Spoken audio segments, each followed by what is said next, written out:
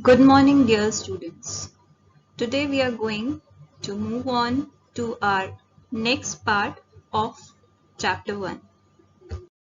The learning objectives for this part are the germination of seeds, stages of seed germination, conditions for germination, and at the last we'll discuss and see an activity which will show the factors affecting seed germination.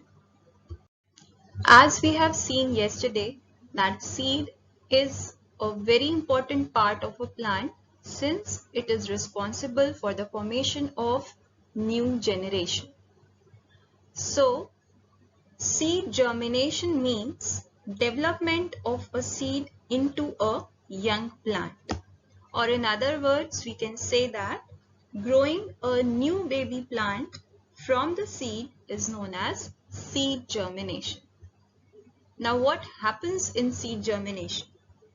The seed, when put under soil, it absorbs water from the soil. As a result, the seed coat becomes soft. It breaks up and first, mark it, what develops first is the baby root. First, the baby root comes out and where will it go?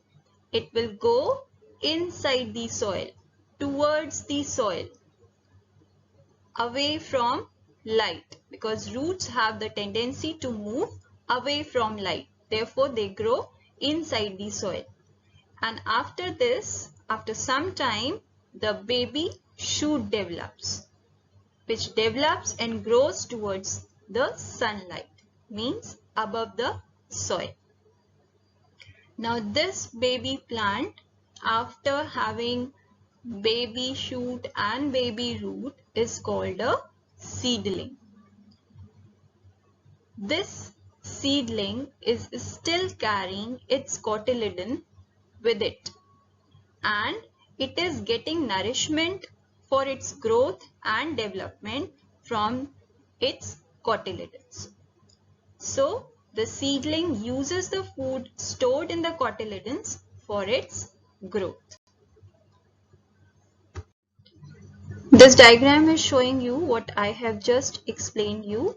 Here you can see the seed which is sown in the soil or under the soil, and it has, after some time, when it has absorbed water from the soil, it has started developing certain small structure. And here you can see that what is the first structure which has developed? It is the baby root. And the root is growing towards the soil away from sunlight. Then after some time, the baby shoot has developed and soon it has developed a few leaves. And here in this picture you can see that it is a well developed baby plant with proper roots and proper shoot. But here this yellow structure shows that its cotyledons are still attached to this plant. But the swollen cotyledons has now become leaf-like. Why they have become leaf-like? Because their stored food material is being utilized by the baby plant for its growth and development. In a fruit, there are large number of seeds. But can you tell me, do all the seeds germinate and develop into a plant? No. Why? Because there are certain conditions which are necessary for seed germination. When a seed gets all these proper conditions, then only it germinates and forms a new plant. So let us see what are the conditions for seed germination. The first condition is air. And air, you all know, contains oxygen. So, as we need oxygen for breathing, the seed also requires air for breathing. So the first condition for seed germination is the presence of air or oxygen. Why it is required? It is required for breathing. The next condition is water. Water is required for seed germination. Why? The first condition is to soften the seed coat, and second, for absorbing the stored food by the embryo. Now, why the seed coat softening is required? The seed coat softening is required because when the seed coat will be softened or soft, then only the embryo will start developing. The cotyledons will absorb water and then they will start providing nutrition to the developing embryo. And the third condition is warmth. Warmth makes the embryo active. That results into the growth of a new plant. So these are the three conditions which are required for the germination of seed. Let us repeat these three conditions. The first condition is air, second is water, and third is warmth. So we have discussed about the conditions which are required for the germination of seed. These are air, water, and warmth.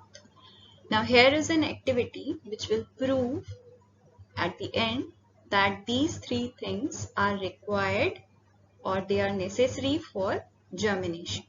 What is done in this activity is we have taken 4 jars, glass jars or 4 glass bowls, some dry gram seeds, water and cotton. These are the materials which are required for performing this activity. What has been done is, first the glass bowls are marked as A, B, C and D.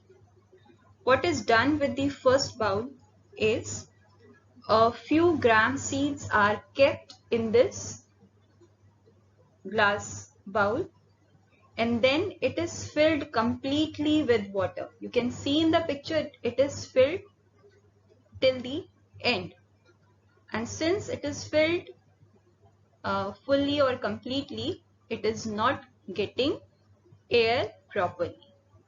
Then it is kept near a window where it is getting the warmth or sunlight.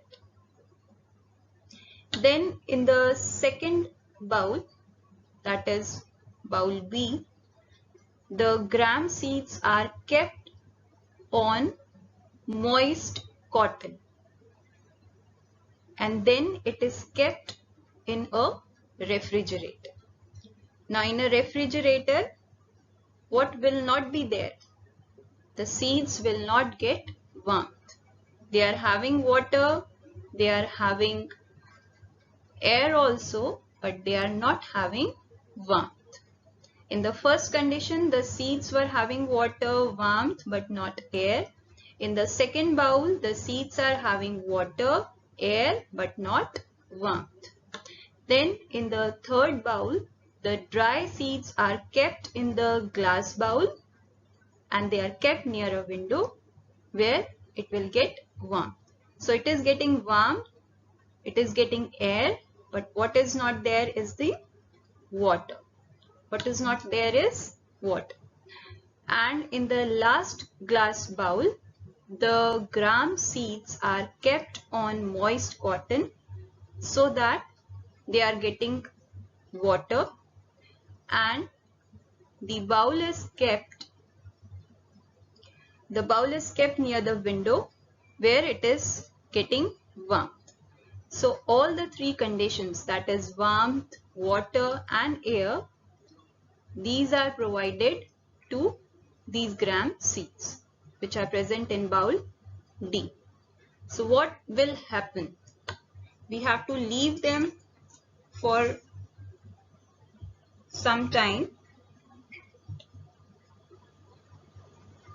like for 1 week, and then we have to observe. So what are we going to observe through this activity is that in jar A, what were the conditions which were present? That was, it was having water, it was having warmth, but what was absent is air. And so the seeds did not get germinate. Then in second bowl, the conditions which were present were water and air, but what was absent? Warmth.